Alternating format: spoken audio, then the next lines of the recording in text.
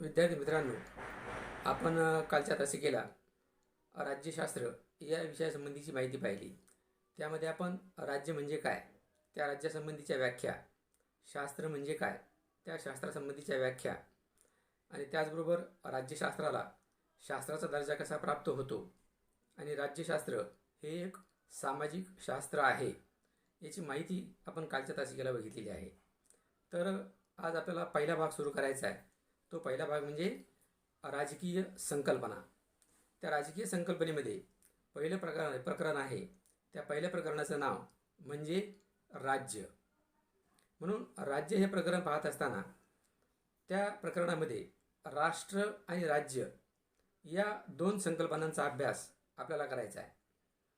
परंतु तुमच्या पुस्तकामध्ये राष्ट्र ही संकल्पना अगोदर दिलेली आहे, परंतु आपण या तासिकेमध्ये राज्य ही संकल्पना अगोदर समजून घेणार आहोत आणि त्यानंतर राष्ट्र ही संकल्पना ही आपण पाहणार आहोत. कारण राज्य ही संकल्पना समजल्याशिवाय राष्ट्र ही संकल्पना ही समजणार नाही. आणि म्हणून राज्य म्हणजे काय, त्या राज्यासंबंधीच्या व्याख्या आपण बघितलेल्या आहेत. त्या कोणत्या आहेत? विशिष्ट भूप्रदेशावर कायमस्वरूपी राहणारा व स्वतःचे निर्णय स्वतः घेणारा लोकसमूह म्हणजेच राज्य होय. किंवा कुटुंब आणि खेडे यांचा समूह म्हणजे राज्य होय. अशा काही व्याख्या आपण राज्याच्या बघितलेल्या आहेत. आणि म्हणून हे जे राज्य आहे, राज्य ही संस्था ही सगळ्यात महत्त्वाची आणि सर्वश्रेष्ठ अशी संस्था आहे. लोकांच्या सर्वच गरजा भागवण्याची क्षमता राज्य या संस्थेमध्ये असते आणि त्यामुळे कल्याणकारी राज्य निर्माण करणे हे सगळ्यात महत्त्वाचं उद्दिष्ट हे राज्याचं असतं. आणि त्यामुळे लोकांच्या आर्थिक, सामाजिक, राजकीय, शैक्षणिक, सांस्कृतिक आणि त्याचबरोबर इतर ज्या मूलभूत गरजा आहेत त्या सर्वच गरजा भागवण्याची क्षमता ही राज्याची असते. म्हणजेच व्यक्तीचा जो सर्वांगीण विकास आहे तो व्यक्तीचा सर्वांगीण विकास घडवून आणण्याची क्षमता राज्य या संस्थेमध्ये असते. आणि म्हणून हे जे आधुनिक राज्य आहे, हे आधुनिक राज्य म्हणजेच टोळी अवस्थेचं स्वरूप. म्हणजे टोळी अवस्थेपासूनच राज्याची सुरुवात ही झालेली आहे. परंतु आधुनिक काळामध्ये राज्य ही जी संकल्पना आहे ती वेगळ्या अर्थाने पाहिल्या जाते, व्यापक अर्थाने पाहिल्या जाते. आणि म्हणून राज्य निर्मितीचे काही महत्त्वाचे घटक सांगितलेले आहेत. ते महत्त्वाचे घटक कोणते आहेत ते आपल्याला पाहायचे. म्हणून राज्य निर्मितीचे महत्त्वाचे घटक. तर राज्य निर्मितीचे महत्त्वाचे 4 घटक आहेत. तर ते 4 घटक कोणते? ते म्हणजे लोकसंख्या, निश्चित भूप्रदेश, सरकार आणि सार्वभौमत्व. हे 4ही घटक राज्य निर्मितीसाठी अत्यंत महत्त्वाचे आहेत. यापैकी एकही घटक जर नसेल तर त्या भूप्रदेशाला राज्य म्हणता येत नाही. आणि म्हणून 1947 पूर्वी भारताला राज्य म्हणता येत नव्हते. कारण 1947 पूर्वी आपल्याकडे सरकार हा घटक होता, परंतु तो इंग्रज सरकार हे आपल्याकडे होतं. आणि ह्या इंग्रज सरकारवर, भारतातील इंग्रज सरकारवर इंग्लंडमधील सरकारचं नियंत्रण होतं. म्हणजे भारतामधली जी इंग्रज सरकार आहे ते भारतामधलं इंग्रज सरकार हे सुद्धा सार्वभौम नव्हतं किंवा ते स्वतः निर्णय घेऊ शकत नव्हतं. तर त्यांच्या निर्णय प्रक्रियेवर इंग्लंडचं नियंत्रण होतं. इंग्लंडच्या राजसत्तेचं त्यावर नियंत्रण होतं आणि म्हणून त्याला राज्य म्हणता येत नव्हतं. आणि त्याचबरोबर भारत हा स्वतंत्र नव्हता. म्हणजे सार्वभौमत्व हा जो घटक आहे तो घटक भारताकडे नव्हता. आणि म्हणून 47 पूर्वी भारताला राज्य म्हणता येत नव्हते. आणि म्हणून 4ही घटक हे राज्य निर्मितीसाठी आवश्यक असतात. म्हणून आपण पहिला घटक बघू, तो म्हणजे लोकसंख्या. राज्याची निर्मिती जर करायची असेल तर सर्वात प्रथम म्हणजे लोकसंख्या हा घटक अत्यंत महत्त्वाचा आहे. कारण लोकसंख्या असल्याशिवाय राज्याची निर्मितीच करता येणार नाही. लोकाशिवाय राज्याची निर्मिती याचा विचारच आपण करू शकत नाही. आणि म्हणून लोकसंख्या हा घटक राज्य निर्मितीचा पहिला आणि महत्त्वाचा घटक हा मानला जातो. परंतु एखादं राज्य प्रगत होण्यासाठी किंवा विकसित होण्यासाठी त्या देशाची लोकसंख्या किती आहे हे महत्त्वाचं नाही, तर त्या देशाची लोकसंख्या ही किती शिक्षित आहे, प्रशिक्षित आहे, गुणवान आहे, शूर आहे, धाडसी आहे, पराक्रमी आहे, मेहनती आहे, प्रशिक्षित आहे, अशी जी लोकसंख्या आहे, अशी गुणवान लोकसंख्याच देशाचा विकास हा चांगल्या पद्धतीने करू शकते. आणि म्हणून लोकसंख्या हा घटक राज्य निर्मितीसाठी महत्त्वाचा असतो. परंतु राज्यामध्ये अनेक राष्ट्र हे असू शकतात. आता राष्ट्रीय संकल्पना पाहताना आपल्याला ते पाहायचे, कारण एकाच राज्यामध्ये अनेक राष्ट्राची निर्मिती ही होऊ शकते. आणि म्हणून उदाहरणार्थ सोव्हिएत युनियन म्हणजेच आताचा रशिया, त्याला सुरुवातीला सोव्हिएत युनियन असं म्हटलं जात होतं. आणि त्या सोव्हिएत युनियनमध्ये रशिया, लिथुआनिया, लाटाव्हियन, एस्टोनिया, युक्रेनियम इत्यादी राष्ट्रांचा समावेश त्यामध्ये होता. कारण समान भाषा, समान संस्कृती, समान धर्म, समान वंश हे घटक हे राष्ट्र निर्मितीसाठी आवश्यक असतात आणि ते एकाच राज्यामध्ये असू शकतात. आणि म्हणून एकाच राज्यामध्ये अनेक राष्ट्र हे असतात. आणि म्हणून लोकसंख्या हा घटक असल्याशिवाय राज्याची निर्मितीही होत नाही. हा आपल्याला सगळ्यात महत्त्वाचा मुद्दा आहे. आणि नंतरचा मुद्दा आहे तो म्हणजे निश्चित भूप्रदेश. आता एखाद्या भूभागाला जर राज्य म्हणायचं असेल तर त्या भूभागामध्ये राहणारी जी लोकसंख्या आहे, त्या भूभागामध्ये राहणारी लोकसंख्या ही निश्चित भूप्रदेशामध्ये राहणारी असावी. म्हणजेच त्याचा भौगोलिक प्रदेश हा निश्चित असावा. त्या भौगोलिक प्रदेशाला सीमा असाव्यात. आणि आपण पाहतो की प्रत्येक देशाला सीमा या आहेत. आपण भारताचं उदाहरण घेतलं तर भारताला सुद्धा विशिष्ट सीमा आहेत. जपानच्या सुद्धा विशिष्ट सीमा आहेत. चीनच्याही विशिष्ट सीमा आहेत. अमेरिकेच्याही विशिष्ट सीमा आहेत. म्हणजे विशिष्ट भूभागामध्ये राहणाऱ्या लोकांचा जो समूह आहे, तो समूह स्वतःचा जो निर्णय घेतो त्याला राज्य असं म्हटलेलं आहे. आणि म्हणून राज्य निर्मितीसाठी सगळ्यात महत्त्वाचा घटक दुसरा तो म्हणजे निश्चित भूप्रदेश. सीमांनी युक्त असलेला भूप्रदेश म्हणजेच राज्य होय. परंतु नुसता भूप्रदेशच नाही, तर त्या भूभागाचा जो काही सागरी प्रदेश आहे, तो सागरी प्रदेशसुद्धा त्या निश्चित भूप्रदेशामध्ये येतो. आणि म्हणून किनारपट्टीपासून, समुद्र किनारपट्टीपासून साधारणत 12 नॉटिकल मैल एवढा भूप्रदेश म्हणजे 22.2 किलोमीटर एवढा सागरी भूप्रदेश हा सागरी किनाऱ्यापासून त्या राज्याच्या सीमेच्या अंतर्गत येतो. आणि वरती आपण आकाश जर बघितलं तर आकाशाचा सुद्धा विशिष्ट भूभाग हा त्या राज्याच्या सीमा अंतर्गत येत असतो. या आकाशाच्या सीमा अंतर्गत भागाला आंतरराष्ट्रीय कायद्यामध्ये कुठल्या प्रकारचा आधार नाही किंवा कुठल्या प्रकारचा उल्लेख त्यामध्ये जरी नसला तरीसुद्धा प्रत्येक राष्ट्राने आपला जो काही आकाशाचा भूभाग आहे तो सुद्धा वाटून घेतलेला आपल्याला दिसतो. आणि म्हणूनच पाकिस्तानचं एखादं विमान हे अवकाशातून आपल्या सीमा भागात जर घुसलं तर लगेच आपण त्यावर आक्षेप घेतो, किंवा आपलं विमान त्यांच्या भागामध्ये जर गेलं तर लगेच आपण आक्षेप घेतो. म्हणजेच जो आकाशाचा भूभाग आहे तो आकाशाचा भूभागसुद्धा प्रत्येक राष्ट्राचा निश्चित हा केलेला असतो. म्हणून अशा पद्धतीने निश्चित भूप्रदेश हा सुद्धा एक महत्त्वाचा घटक हा राज्य निर्मितीचा आहे. त्याचबरोबर विशिष्ट भूप्रदेशावर राहणारी लोकसंख्या, त्याला असलेला निश्चित भूप्रदेश आणि त्या भूप्रदेशातील लोकांचा कारभार पाहण्यासाठी सगळ्यात तिसरा महत्त्वाचा घटक तो म्हणजे शासन संस्था.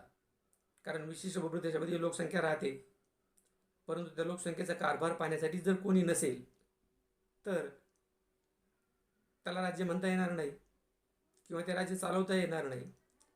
आणि म्हणून आपण टोळी अवस्थेमध्ये पाहिलेलं आहे की ज्यावेळी टोळ्यांची निर्मिती ही आदिम समाजामध्ये होऊ लागली, ज्यावेळी माणूस हा भटक्या अवस्थेमध्ये होता, त्यानंतर तो टोळ्याकडून राहू लागला आणि आपल्या टोळी प्रमुखाची तो निवड करू लागला आणि त्या टोळी प्रमुखाच्या माध्यमातून आपल्या टोळीचा कारभार तो पाहू लागला. आणि तेच आपण आधुनिक राज्यामध्ये पाहतोय. म्हणून अशा पद्धतीने त्या विशिष्ट भूप्रदेशामध्ये राहणाऱ्या लोकसंख्येचा राज्यकारभार पाहण्यासाठी शासन संस्था हा घटक अत्यंत महत्त्वाचा असतो. कारण शासन संस्थेशिवाय लोकांच्या कोणत्याच गरजा पूर्ण करता येणार नाहीत. कायदा आणि सुव्यवस्था निर्माण करता येणार नाही. समाजामध्ये शांतता आणि सुव्यवस्था निर्माण करता येणार नाही. समाजातील लोकांच्या ज्या गरजा आहेत त्या पूर्ण करता येणार नाहीत. म्हणजेच लोकांचा जो सर्वांगीण विकास आहे, तो लोकांचा सर्वांगीण विकास कायदा आणि सुव्यवस्था, शांतता आणि सुव्यवस्था निर्माण करण्यासाठी शासन संस्था हा सगळ्यात महत्त्वाचा घटक आहे. त्याला आपण सरकार म्हणतो. आणि हे जे सरकार आहे, हे सरकार काही ठिकाणी प्रत्यक्षरित्या असतं, तर काहीरित्या अप्रत्यक्षरित्या राज्यकारभार पाहतं. आपण सुरुवातीचं ग्रीक नगरराज्य जर पाहिलं तर त्या ठिकाणी लोक प्रत्यक्ष राज्यकारभार पाहत होते. परंतु भारतासारखी आपण लोकसंख्या पाहिली किंवा जगातल्या कोणत्याही देशाची लोकसंख्या आपण जर पाहिली तर ती सगळी लोकसंख्या आपल्या देशाचा राज्यकारभार पाहू शकत नाही. आणि म्हणून ही लोकसंख्या आपले प्रतिनिधी निवडून देते आणि आपल्या प्रतिनिधीच्या माध्यमातून आपल्या देशाचा राज्यकारभार ही पाहत असते. म्हणजेच त्या राज्याची लोकसंख्या ही सार्वभौम असते. अंतिम सत्ता ही जनतेच्या हातामध्ये असते आणि जनतेद्वारे शासन संस्थेची निवड ही केली जाते आणि ती शासन संस्था लोकांच्या विविध गरजा, विविध सुधारणा आणि लोकांचा सर्वांगीण विकास करण्याचा प्रयत्न हा करत असते. आणि त्यामुळेच शासन संस्था हा राज्य निर्मितीचा सगळ्यात महत्त्वाचा घटक हा मानला जातो. आणि चौथा घटक आहे तो म्हणजे सार्वभौमत्व. आता सार्वभौमत्व हा शब्द तुम्ही ऐकलेला आहे. भारत हे एक सार्वभौम राष्ट्र आहे. आता भारत एक सार्वभौम राष्ट्र आहे म्हणजे काय? एक तर भारत स्वतंत्र आहे आणि त्याचबरोबर भारताच्या सीमा अंतर्गत भागामध्ये लोक आपल्या प्रतिनिधीमार्फत आपला राज्यकारभार हे पाहत असतात. म्हणजे स्वतःचे निर्णय स्वतः घेण्याचा अधिकार त्या सीमा अंतर्गत भागातील लोकांना असतो. ती शासन संस्था सार्वभौम असते. त्या शासन संस्थेवर दुसऱ्या कोणत्याही देशाचं नियंत्रण नसतं आणि म्हणून त्याला सार्वभौम असं म्हणतात. आणि म्हणून 1947 पूर्वी भारत हा पारतंत्र्यामध्ये होता. इंग्रजांचं नियंत्रण आपल्या देशावर होतं. इंग्रजांचं राज्य आपल्या देशावर होतं आणि त्यामुळे 1947 पूर्वी भारताला राज्य म्हणता येत नव्हतं. भारताला स्वातंत्र्य मिळालं, परंतु स्वातंत्र्य मिळाल्यानंतर सुद्धा सार्वभौमत्व हा जो घटक आहे, तो सार्वभौमत्व घटक हा भारताला पूर्णपणे मिळालेला नव्हता.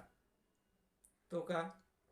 कारण कोणत्याही देशाची शासन संस्था ही सार्वभौम पद्धतीने जर निर्माण करायची असेल तर त्या शासन संस्थेला स्वतःचे निर्णय हे स्वतः घेता आले पाहिजेत. स्वतःचे नियम हे स्वतः बनवता आले पाहिजेत. अशा शासन संस्थेला सार्वभौम शासन संस्था असं म्हणतात. परंतु आपण जर पाहिलं तर आपल्याला स्वातंत्र्य मिळालं, परंतु स्वातंत्र्य मिळाल्याबरोबर आपली राज्यघटना काही लागू झालेली नव्हती. आपली राज्यघटना कधी लागू झाली? 26 जानेवारी 1950ला भारताची राज्यघटना लागू झाली. म्हणजेच तोपर्यंत काय होतं? तोपर्यंत इंग्रजांचे जे नियम होते ते इंग्रजांचे नियम हे आपल्या देशामध्ये लागू होते. म्हणजे 15 ऑगस्ट 1947 ते 26 जानेवारी 1950 पर्यंत, म्हणजे अशा 2.5 ते 3 वर्षाच्या कालावधीमध्ये इंग्रजांच्या नियमानुसार आपल्या देशाचा राज्यकारभार चालू होता. म्हणजेच नियमाच्या रूपाने इंग्रजांचं नियंत्रण हे आपल्यावर होतं. आणि म्हणून स्वातंत्र्यानंतर सुद्धा भारत हा खऱ्या अर्थाने सार्वभौम बनला नव्हता.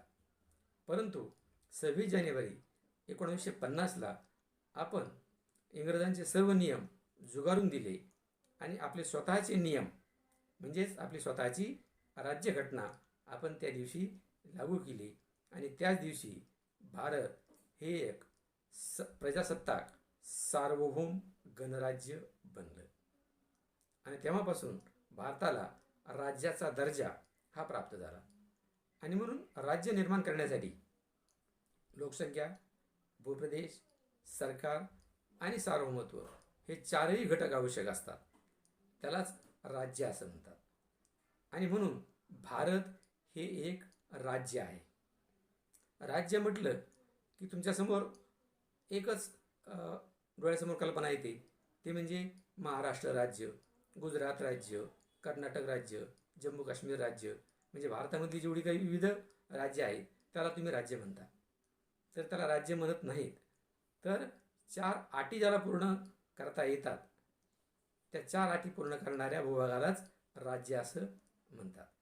आपण महाराष्ट्राचं उदाहरण जर घेतलं तर महाराष्ट्रामध्ये लोकसंख्या आहे, भूप्रदेश आहे, सरकार आहे, हे 3 घटक आहेत.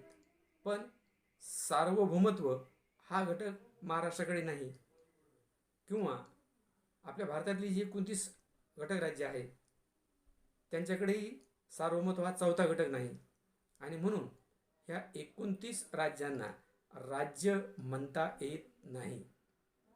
तर भारत हे एक राज्य आहे आणि भारत ह्या राज्याचे ते एक घटक आहेत. महाराष्ट्र हा भारताचा एक घटक, गुजरात भारताचा हा एक घटक, कर्नाटक भारताचा हा एक घटक, जम्मू काश्मीर भारताचा हा एक घटक, पश्चिम बंगाल भारताचा एक घटक. म्हणजे अशा प्रकारे हे जे भारतामधले 29 घटक आहेत हे भारत ह्या राज्याचे घटक आहे. म्हणून त्यांना घटक राज्य असं म्हणतात. महाराष्ट्र घटक राज्य, गुजरात घटक राज्य, कर्नाटक घटक राज्य, तामिळनाडू घटक राज्य, जम्मू काश्मीर घटक राज्य. म्हणजे अशा पद्धतीने भारताचे असलेले जे घटक आहेत त्यांना घटक राज्य असं म्हणतात. आणि लोकसंख्या, भूप्रदेश, सरकार आणि सार्वभौमत्व हे 4ही घटक जे पूर्ण करतात त्याला राज्य असं म्हणतात.